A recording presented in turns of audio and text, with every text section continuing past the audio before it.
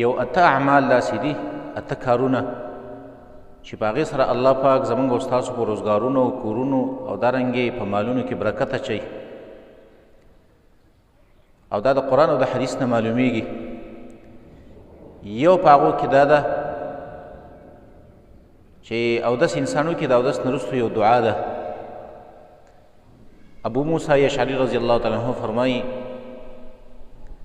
وایي زلما رسول الله صلی الله علیه وسلم له د اوداسه اوبه راوړلې، نو رسول الله صلی الله علیه وسلم چې اودس وکړو، د اودس نه وروسته رسول الله صلی الله علیه وسلم یو دعا وکړله او دا یې ویل چې اللهم اغفر لي ذنبي ووسع لي في داري وبارك لي في رزقي. دا دعا یې وکړله. نو ما رسول الله صلی الله علیه وسلم ته وفرمایل چې سمعتک تدعو بکذا وکذا، یا رسول الله تا دا پلانۍ پلانۍ دعا وکړله. وی رسول الله صلی الله علیه وسلم ما ته وفرمایل چې هل ترکنا من شی، آیا موږ څه شی پرېښوده؟ یعنې داسې یو دعا ده دا چې په دې کې خو هېڅ هم پاتې نه شو. یا الله ما معاف کړي، زما ګناهونه معاف کړي، یا الله زما کور پراخه کړي. د کور پراخي هم د انسان د نیکبختۍ علامه ده. او یا الله زما په رزق کې برکت ورته.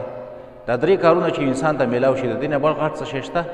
د دې نه څه پاتې شولو؟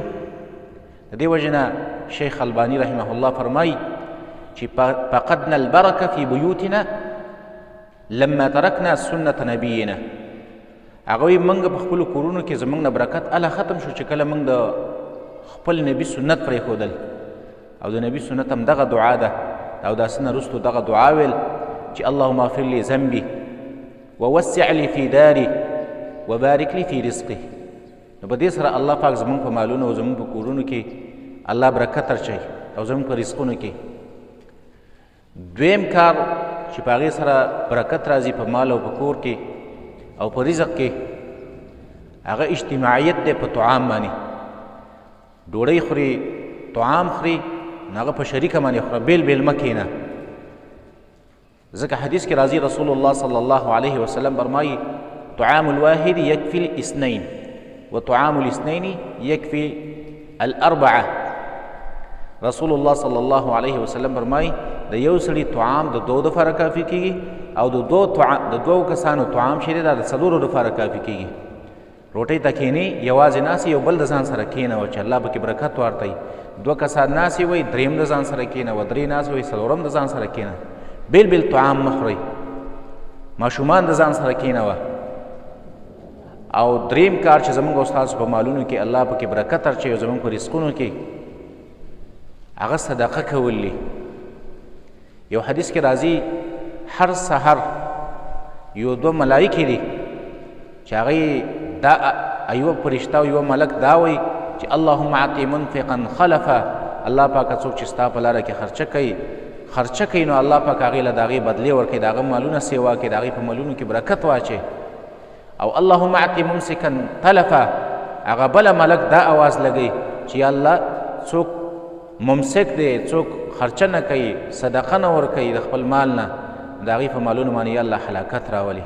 د دې وجې نه په کار موږ او تاسو له دا ده چې سهار مثلا روزګار ته وځي، دکان ته وځي، دیاړۍ ته وځي، 10 روپۍ یا 15 روپۍ هغه صدقه کوه، د دې لپاره چې د دې یوې فرشتې او د دې یو ملک په دعا کې راشي چې ستا دې مال کې الله برکت ورچوي، او د دې بلې د خیرونه بچ شي چې ستا مال باندې الله هلاکت رانولي. څلورم عمل چې هغه زموږ او ستاسو په مالونو او زموږ او ستاسو په رزق کې برکت راولي، هغه د رشته دارو او د خپلوانو سره تعلق ساتل، د هغې سره خپلولي ساتل، د هغې سره بایکاټ نه کول. ځکه حدیث کې راځي رسول الله صلی الله علیه وسلم فرمایي من سره ان یبسط له فی رزقه او ینسأ له فی اثره فلیصل رحمه. رسول الله صلی الله علیه وسلم وایي چاله چې خوشحاله کوي دا خبره چې د هغه په مال کې الله برکت ورته، د هغه په رزق کې الله برکت ورته، او دارنګې د هغه په عمر کې الله برکت ورته، دا سړی د رشته قایمه ساتي. موږ او تاسو د کورونو نه زموږ او ستاسو د دې کاروبارونه چې دا برکت ختم شوی دی، دا زموږ او ستاسو د رشته دارو سره تعلق نشته، هغې سره خفګانونه دي، بګړاو دی، پلار د زوی نه خفه دی، زوی د پلار نه خفه دی، ماما او خورې په خپل منځ کې خفه دي، تره وراره په خپل منځ کې خفه دي، رور او ورور په خپل منځ کې خفه دي، ښځه او خاوند په خپل منځ کې خفه دي. قائمه که رشته الله به ستا مال کې برکت ورته، ستا په عمر کې به الله برکت ورته. پنځم عمل چې هغه زمونږ او ستاسو په مال او په رزق او زمونږ په کورونو کې برکت ورچوي، په هغې سره الله پاک برکت ورچوي. نو هغه سحر وختي خپل روزګار کول، هر کار له چې ځې، که دیاري کې، که دکانداري کې، که تجارت کې، نو سهار وختي کول، وختي خپل روزګار ته ورتګ. ځکه رسول الله صلی الله علیه وسلم دعا کړې ده چې اللهم بارک لامتی فی بکورها، یا الله زما د امت دپاره په دې سحر وختي کې برکت واچې. دا سحر ټیم نه دی وختي، په دې کې زما د امت دپاره برکت وارتې. د دې وجې نه رسول الله صلی الله علیه وسلم به چې کله وایي سریه لیږله، یو لښکر به د جهاد دپاره لیږو، وختي به لیږو. سخر یو تاجر و، سخر یو تاجر و، وی هغه به چې کله تجارت له مال لیږو نو سهار وختي به لیږو. د هغې د وجې نه الله پاک وایي هغه مالداره کړو، د هغه په مال کې برکت رالی او د هغه مال هم سیوا شو. شپږم عمل چې په هغې سره برکت راځي، کله چې انسان کور ته ننوځي نو سلام کول په خپل کور والاو باندې. ځکه انس بن مالک رضی الله عنه فرمایي ما ته رسول الله صلی الله علیه وسلم ویلي چې یا بنیه، ای بچیه، اذا دخلت اهلک فسلم، کله چې خپل اهل او خپلې کورنۍ ته داخلیږي نو سلام کوه. تکن برکة علیک وعلى اهل بیتک، دا به ستا دپاره برکت شي، ستا د کورنۍ والاو دپاره به برکت شي. نو کور ته ننوتو په ټیم کې سلام کول. دارنګې اووم عمل چې په هغې سره زموږ او ستاسو په کورونو او زموږ په مالونو کې الله برکت ورتوي، د قرآن تلاوت کول، د قرآن درس و تدریس کول په خپلو کورونو کې، د قرآن مذاکرې کول. قرآن کې الله فرمایي که نه وهذا کتاب انزلناه مبارک فاتبعوه، الله وایي دا لوی عظیم الشان کتاب دی، موږ نازل کړی دی او د برکت نه ډک دی. د دې تابعداري وکوئ، د قرآن تلاوت کوئ، په قرآن کې سوچ فکر کوئ.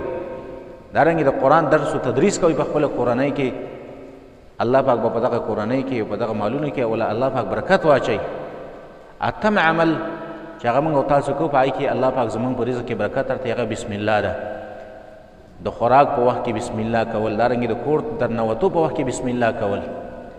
یو حدیث کې راځي رسول الله صلی الله علیه وسلم یو مجلس کې ناسو، نو دې کې یو بانډوال رالی، طعام فروتو، یو څو ملګري نور هم ناسو. بانډوال چې رالی هغه غونډ طعام ویسته، په 2 نوڼۍ کې ختم. رسول الله صلی الله علیه وسلم وفرمایل وی که دې سړي بسم الله ویلی وی نو دا به د ټولو دپاره کافي شوی وی دا طعام. یو بل روایت کې راځي رسول الله صلی الله علیه وسلم یو مجلس کې ناست، یو سړي خوراک کاو، چې خوراک کې کاو نو کله چې اخرنۍ نوڼۍ پاتې شوله نو دې سړي ویل بسم الله، بسم الله ور په یاد شوله. رسول الله صلی الله علیه وسلم وخاندل او بیا رسول الله صلی الله علیه وسلم وفرمایل وی د دې سړي څه شیطان ناسو، خوراک یې ورسره کاوه خو چې کله د بسم الله وکړله شیطان هغه څه چې خوړلي و هغه یې هم راواړتل. یو بل حدیث کې راځي رسول الله صلی الله علیه وسلم فرمایي چې کله انسان کور ته ننوځي او د الله ذکر ونه کړي، بسم الله ونه وایي، او یا طعام ته کینې او بسم الله ونه وایي، نو شیطان وایي راځئ د شپې ځای پیدا کړو. دغه کور کې بیا شیطانان شپه کوي، او چې کله د طعام په وخت کې بسم الله ونه وایي نو شیطان وایي راځئ د خوراک ځای پیدا کړو، دلته کښېنئ. شیطانان راځي او بیا د هغه سره کښېني. بیا خلکو یاره زموږ په رزق کې برکت نشته دی، او زمونږ په وړو کې برکت نه وي، زمونږ په چینیو کې برکت نه وي، زمونږ په چایو کې برکت نه وي. هغې وجه دا ده چې موږ بسم الله نه کوو، طعام په خوړلو په وخت کې، دارنګې د کور ته ننوتلو په وخت کې. نو دا 8 اعمال داسې دي چې په دې سره الله پاک زمونږ او ستاسو نور اعمال هم د بعضې حدیثو نه معلومېږي. او دا 8 اعمال داسې دي چې دا د صحیح حدیثو نه معلومېږي چې په دې سره الله پاک زمونږ او ستاسو په کورونو کې برکتونه راولي، زمونږ او ستاسو په مالونو کې الله برکت ورکوي، زمونږ او ستاسو په رزقونو کې الله برکت ورکوي، زمونږ او ستاسو په تجارتونو کې الله پاک برکت